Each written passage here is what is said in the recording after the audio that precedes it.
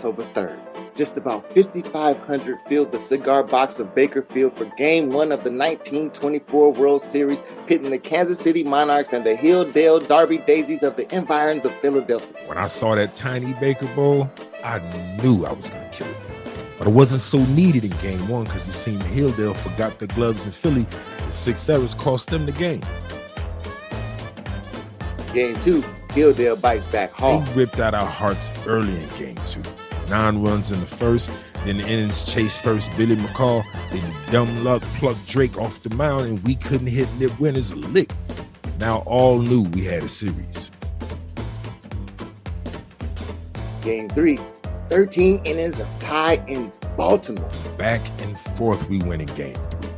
I finally made a solid contribution with a line drive shot straight off the wall for 2. Might have gone for 3 if I hadn't hit it so hard. Newt Joseph homered me home, but the hits were all for naught. The game was called for darkness with the score at 6-6. We Monarchs should have won, but we stranded 17. Just couldn't bring them home. Game 4, Hilldale speed kills Kansas City. We Monarchs had to admit that Hilldale had out-hustled us on that Monday in Baltimore, stealing bases aplenty. King Mountain Briggs stole home in the 3rd, and Dunks was bested again at home when Judy Johnson slid in for the win in the 9th.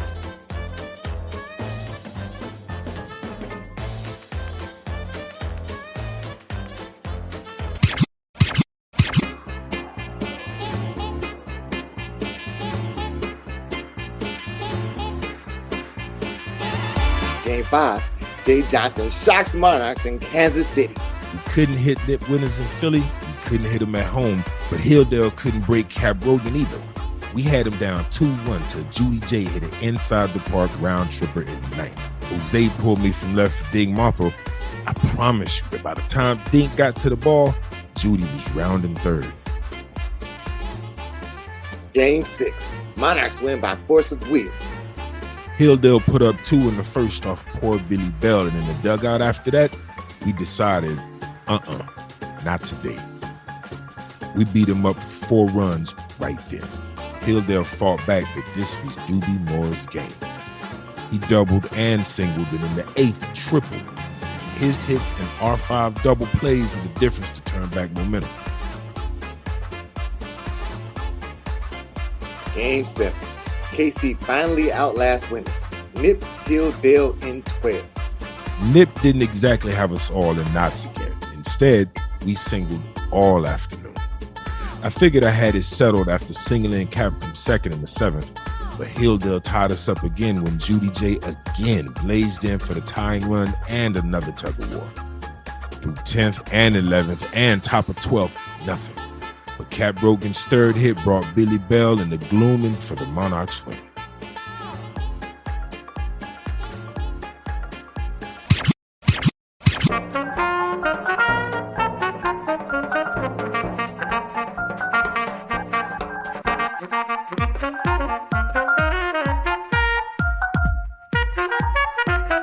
Game 8, Monarchs win in Chi-Town. 1 from title. 4 days later, they sent us to play in Chicago. Great time. Before this new game, I bought a new bat, something to break my slump. This new bat got me 2 hits, but did little good as Rube Curry mostly dazzled all bats with blazer and junk balls alike for 8 innings. We've been coming back this whole series and did so in the night. Down 2-0 in the 9th, we rallied and Frankie Duncan buzzed the lineup past Biz McKay's ear in the left to win 3-2. Game down. Nip baffles Monarchs for 3rd W of the series. We were all beginning to hate Nip Winners, who we were wanting to see the back of soon. No excuses though, because no matter the pitcher, it's tough to win when we err about as often as hit. Kudos to Hilldale. Shame on us. Game 10. Our 3rd game in 3 days was upon us. We Monarchs were torn between wanting to play Hilldale day after day, while most just wanted to dispense them already. This would be that day of reckoning. Our skip, Jose Mendez, tapped himself to pitch the game. Thankfully, Nip Winners was cashed, so we faced up against Scriptley, the Hilldale's number 3 arm. Back and forth they went, posting goose eggs on the board with Monarchs and Daisies alike swinging at air. I promise you, it's called the Windy City because of all the air our batters swing at. We finally got to lead and opened up the floodgates. In the 8th, we'd be more single. McNair bunted him over. I doubled, Dunk swapped. Skip Mendez loaded him up with a single. New Allen singled and Dink singled, and we were up 5-0. We almost felt bad for Hilldale, but not really. Skip finished Hilldale 1-2-3, and the 1924 Kansas City Monarchs will forever be known as champions.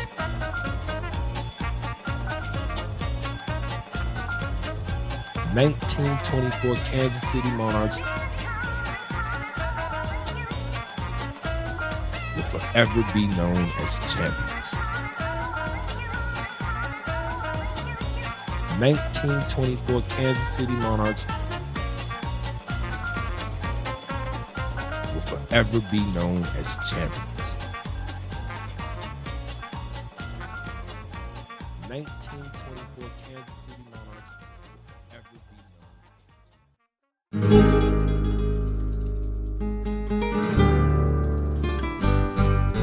This has been Orville Mulligan, Sports Writer, an audio drama podcast from Number 80 Productions and the Sports History Network.